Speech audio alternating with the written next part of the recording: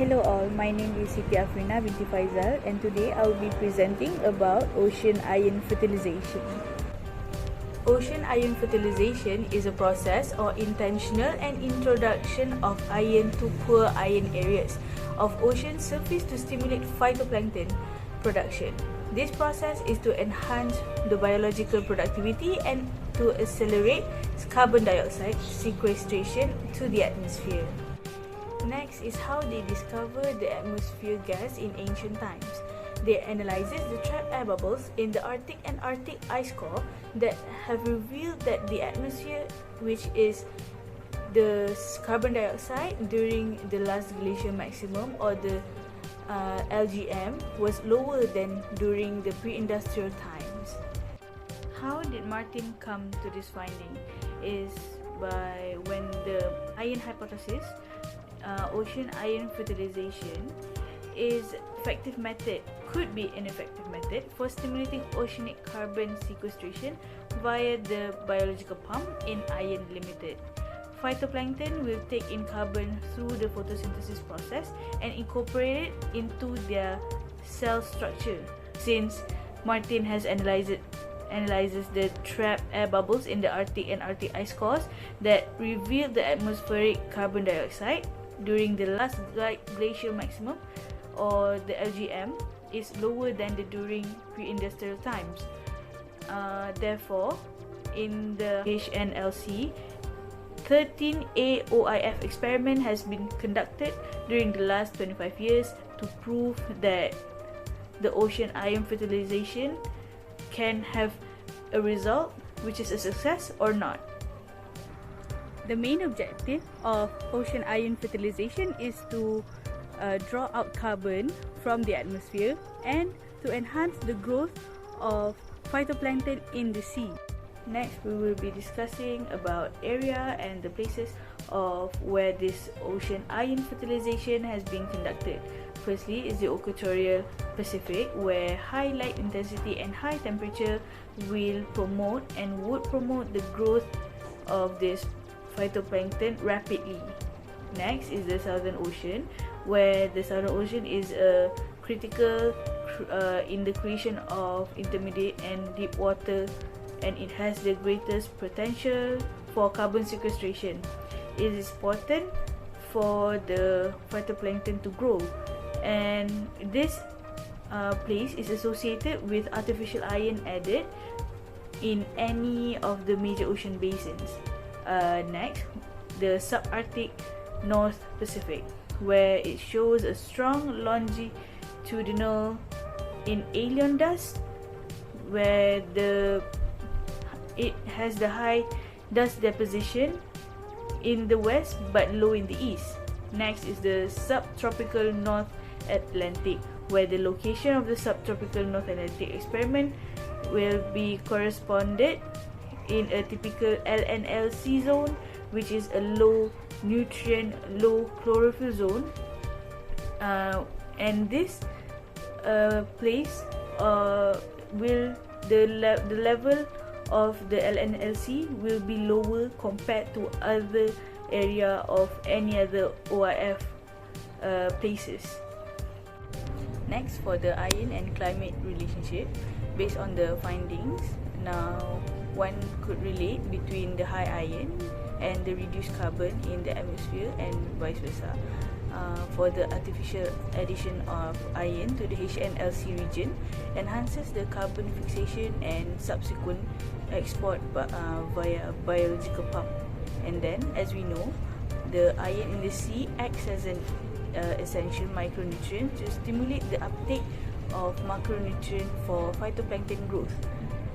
Next, when the phytoplankton takes up iron, it will create a natural bloom, causing the carbon to reduce in the atmosphere. Next, we will continue with the AOYF experiment, which in total there are 13 experiments. The first experiment was called the INX-1, which was conducted on October 1993, and the limitations are the subduction of fertilized patches, and then only a single iron was added, and then there was not enough time for them to monitor the range of the biogeochemical responses of the injection of the iron from the beginning until the end. And then is the deficiency in micronutrients and macronutrients. Next is the INX2 experiment, which was conducted on May 1995, and the limitations are in the deep ocean. There has been no measurement of export fluxes, and then the inefficient time for this experiment is really low. And then the next experiment is the Soiree experiment, which was conducted in February 1999, and the limitations are the less experimentation time for this experiment. Next is the Eisen-X experiment, which the limitations are storms limit light, and there are not enough time to conduct this experiment.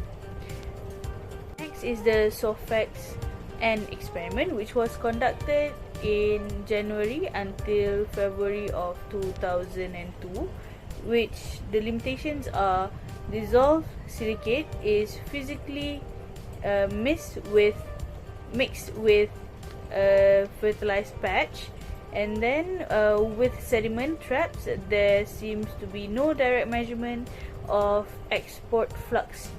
Next is the SOFEX-S experiment, which was conducted on January until February of 2002, which the limitation of these experiments are the less experimentation time. And then next is the IFEX experiment, which was conducted on February until March of 2004, where there are no limitation in this experiment.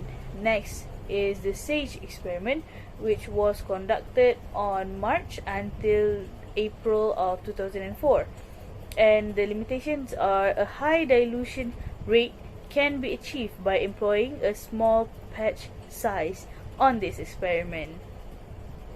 And then we continue with the SEEDS-1 experiment, which was conducted on July until the August of 2001, and the limitations are only a single ion was added, and the inadequate duration of the experiment, which was there no time to conduct this experiment.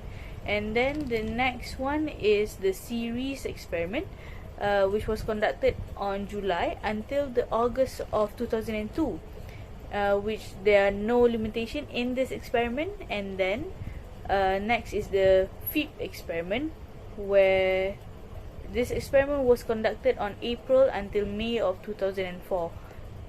There are also no limitation in this experiment. Next is the SEEDS-2 experiment, which was conducted on July until August of 2004, and there are also no limitation in this experiment. And lastly is the LOHAFEX experiment, which was conducted on June until March of 2004, and there are also no limitation on this experiment.